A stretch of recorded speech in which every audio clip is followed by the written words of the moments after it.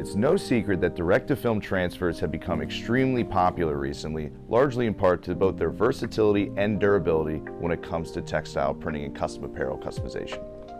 To get the best possible durability for your direct-to-film transfers, there are a few things that's important to consider, ranging from storage to aftercare after you press, as well as even the press method you're using.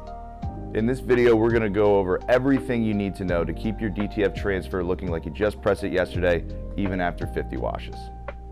When it comes to enhancing your durability for the DTF transfer, it comes down to even starting with selecting a high quality fabric, something that can withstand the heat from a heat press, be it cotton, polyester, blends, even specialty items like denim. As long as it can take the heat from a heat press, you can get those direct-to-film transfers on there.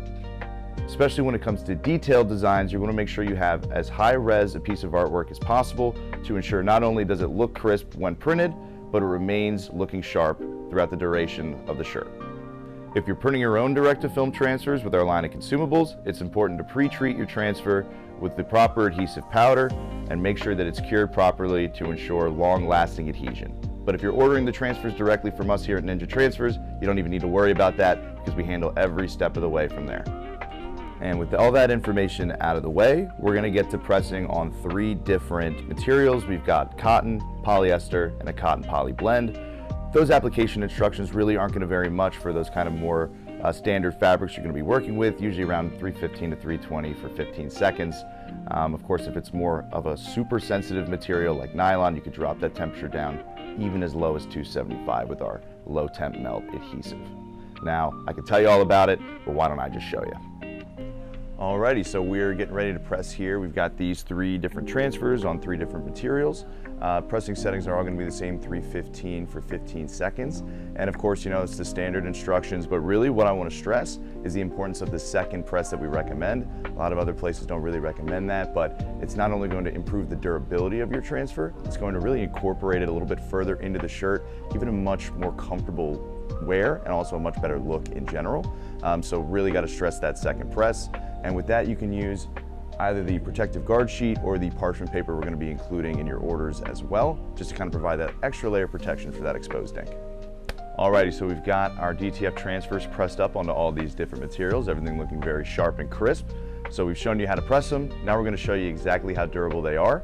So we got these pressed. We're going to wait 24 hours is what we usually recommend before running those through the wash, just to make sure the adhesive's fully cured, fully locked in, and is going to be nice and durable for you. So I'm going to throw these over to my man Brian to run through the wash. I'm going to show you what we can do.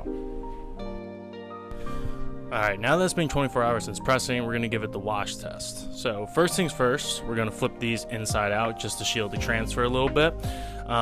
It's important to keep in mind though that this is not absolutely necessary. Shirts with DTF transfers on them can be washed normally. This is just to keep in mind if you're really trying to keep your shirt vibrant and without cracks for as long as humanly possible. So when we put the detergent in, make sure it's a light detergent and avoid bleach. It can degrade the print just a little bit. And once we're done washing, we're going to throw it in the dryer.